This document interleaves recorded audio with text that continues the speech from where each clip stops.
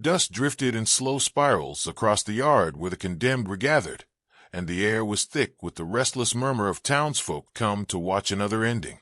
A gaunt stallion stood inside the rough corral, his coat the color of dirty snow, patched with scars that told of ropes, whips, and battles he had not chosen. His ribs pressed against his skin like the bars of a cage, yet his eyes burned with a wild, unbroken fire.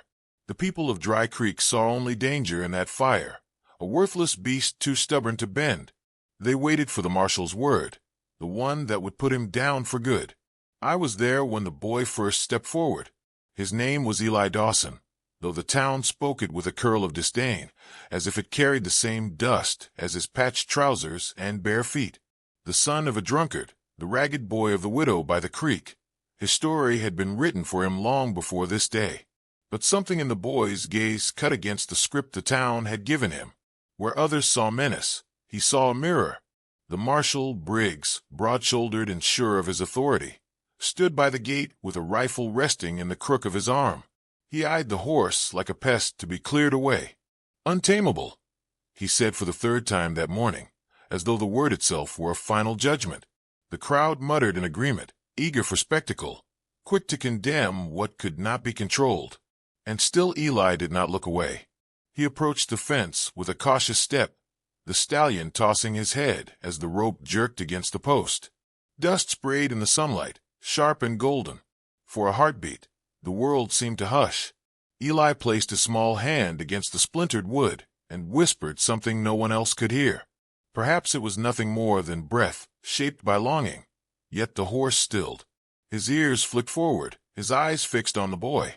It lasted only a moment, but it was long enough to plant unease in the crowd. A few gasps, a nervous laugh. Briggs narrowed his eyes. "Stay back, boy. That one'll kill you quicker than a rattler." But Eli did not step away. He had known the bite of hunger, the sting of mockery, the weight of shame. This horse's fury was no stranger to him. It was a language he understood. He reached into his pocket, drew out a crust of bread, and tossed it lightly into the dust near the stallion's hooves. The horse snorted, pawed the ground, and lowered his head to sniff at it before jerking back, as if the act of accepting such an offering was too great a concession. Still, something had shifted, quiet as the settling of sand. The people began to mutter differently now. A boy's foolishness, they said, a waste of time. Like father, like son.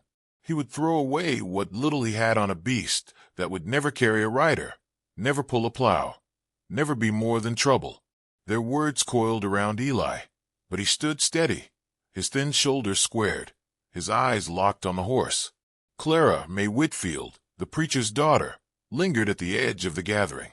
She said nothing, only watched, her hands clasped tightly before her as if she too could feel the fragile thread stretching between boy and stallion. "Marshal," Eli's voice broke through the noise, small but certain. "Don't kill him. Give him to me." The laughter that followed was cruel and quick. A poor boy, asking for a creature no one else would touch. Briggs let the laughter roll a moment before he barked it down with a sharp whistle. His gaze fell on Eli, studying him the way a man studies a stubborn weed that keeps pushing through dry soil. "And what would you pay, Dawson? You got nothing but rags on your back." Eli hesitated, then reached into his pocket. He drew out a pocket knife, worn smooth by years, the last thing left of his father before the bottle took him. He held it out in his small hand, the sun catching on its dull metal.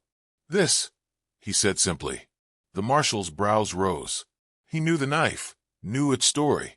The crowd hushed, sensing a shift. Briggs chuckled once, low and sharp. "That blade's worth more than the horse. Worth more than you, some might say. You sure you'd trade blood for bones?" Eli nodded, the muscles in his jaw tight. Briggs spat into the dust, then reached out to take the knife. "Fine. The beast is yours. But when it kills you, boy, don't say I didn't warn you." The laughter returned, but softer now, edged with disbelief. The gate swung open, the rope handed down, and Eli stepped inside the corral. Every eye followed him, waiting for blood. The stallion reared, dust flying, hoofs striking the air. Eli did not flinch. He held the rope firm, not yanking, not pulling, only steady. His heart thundered, yet his face was calm, almost reverent. Slowly, step by step, he led the stallion out of the corral. The crowd parted, muttering, some shaking their heads, others whispering wagers on how long the boy would last. Clara May's gaze lingered on him as he passed, her lips parted as though she might speak, though no words came. Beyond the yard, the land stretched wide and bare, a horizon smeared with the orange haze of late afternoon. Eli walked forward into it, the stallion restless at his side, every step uncertain yet deliberate. The sounds of the town faded behind him, replaced by the quiet rhythm of hooves striking dirt, rope creaking in his small hands. By the time they disappeared into the glow of the setting sun, the jeers had lost their edge. What remained was a silence, tinged with something the people of Dry Creek did not name aloud, the faint, troubling sense that they had witnessed the beginning of something neither laughter nor bullets could put down. The boy did not look back. Night settled heavy around the boy and the stallion, the silence broken only by the crackle of a small fire and the restless shifting of hooves against dry earth. Eli slept light, his body curled near the rope that bound the animal to a mesquite tree, though he knew the rope was a fragile promise at best. More than once he woke to the hiss of breath and the snap of teeth close to his shoulder, the horse testing the edges of his patience. Still, he did not lash back. He sat awake, whispering songs his mother once hummed when hunger made the walls of their shack feel too tight, low tunes that softened the darkness, if not the fear. Each night was a contest of endurance, one of them waiting for the other to break. Days passed in sun-scorched rhythm. Eli rose with dawn and brought water cupped in a battered tin, setting it where the stallion might reach without feeling trapped. At first the animal refused, head tossing, eyes rolling white, but thirst is a teacher stronger than pride.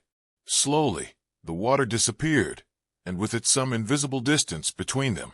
Eli did not reach for the rope, did not force his touch. He let the silence do its work, let the horse learn that not all hands struck. The townsfolk watched from a distance, when they bothered at all. Most shook their heads, muttering that the boy was throwing away what little life he had. Some said the stallion would gut him before week's end, and the marshal did not bother to argue. Clara May, though, came quietly one evening, leaving a bundle of bread and dried apples on a rock near the boys' camp. She did not linger, only walked away with her bonnet tipped low.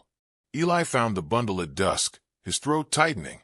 He did not call after her, but when he looked toward the town, he thought he saw her silhouette paused on the ridge, still as a held breath.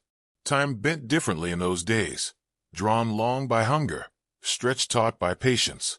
One evening, as the horizon bled into crimson and violet, the stallion lowered his head. Eli moved slowly, each motion measured like a prayer. His fingers brushed against the rough patch of fur between scar and mane. The horse trembled but did not recoil. For a suspended heartbeat the world hushed, and Eli felt something inside him unspool, a thread of worth long denied.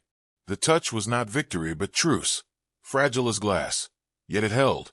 Word of this small miracle spread. Some scoffed, saying the boy was only delaying the inevitable. Others grew uneasy, as if the balance of things had shifted in ways they could not name. Marshal Briggs confronted Eli outside the camp, his boots grinding dust into the earth. "You think a touch changes what that beast is? When it tramples someone, it'll be your neck I'm stringing up." The warning carried weight, but Eli met his gaze without flinching. "Maybe he's only what you've made him. Maybe he can be more." The marshal spat, unwilling to argue with the stubborn spark he saw in those words. The bond deepened not in sudden leaps, but in gestures that would have seemed invisible to most. The stallion ate from Eli's hand. He allowed the boy to run a brush down his back, though the scars flinched beneath the bristles. Clara May came again, more often now, sometimes offering a few kind words. "You're not wasting your time," she said once, voice soft, eye steady. The words wrapped around Eli like a blanket against cold nights. He did not know what to say back, so he only nodded, grateful for the music of her belief. Then came the day the town could not ignore. A wagon, heavy with grain, broke its harness at the top of the ridge. Horses screamed as the load careened down the slope, wheels shrieking against rock. A child, no more than 5, froze in the wagon's path. The crowd too far and too shocked to move. Eli's breath caught sharp in his chest. Without thought, he grabbed a rope.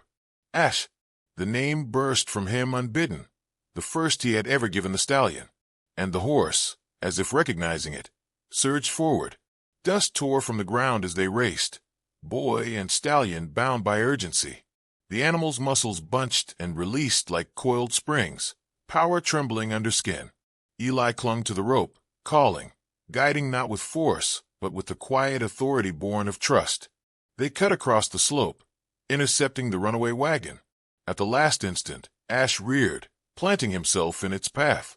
The wagon struck his shoulder, veering sideways into the dirt, scattering grain in a storm of yellow. The child was pulled clear, wailing but alive. Silence crashed over the scene, heavier than the thunder of hooves. When the dust settled, the people of Dry Creek stared with eyes wide, as if they had seen the impossible. Marshal Briggs stepped forward, his jaw tight, his rifle useless at his side. He studied the boy, then the horse, and at last he tipped his hat, with a slow nod. "Reckon you proved me wrong, Dawson." The words were gruff, unwilling, yet they cracked something long hardened in the air between them. Clara May approached, her skirts brushing the dirt, her hand reaching without hesitation to touch Eli's arm. No grand speech, only that small gesture, enough to root him more firmly in the soil of his own worth. The stallion stood beside him, scars glistening in the sun, not as marks of shame, but as medals of survival. The crowd dispersed slowly, their voices subdued, carrying a new story back to their homes, one they would repeat for years in whispers that carried equal parts awe and humility. Eli did not bask in their attention. He laid a hand against Ash's scarred neck, feeling the steady rhythm of breath beneath. For the first time, he understood the strange grace of being seen not as a burden, but as someone who could endure and transform. That night, as stars shimmered across the velvet dark, Eli sat beside the stallion, Clara May not far away. He thought of his father's knife, gone now, and how something greater had been carved in its absence. The wind carried the faint echo of town gossip, softer now, uncertain. He let it pass. The fire crackled, the horse shifted closer, and Eli felt the horizon widen before him. Some stories end with triumph, others with loss. This one lingered like twilight, balanced between. Yet even then, it was clear. The boy who had once been a shadow in his own town now walked in step with a creature the world had cast aside. Together, they had rewritten the shape of their worth. And though no one could name what came next, every heart that witnessed that day understood that some beginnings arrived disguised as endings, waiting for the courage of a single hand to change their course.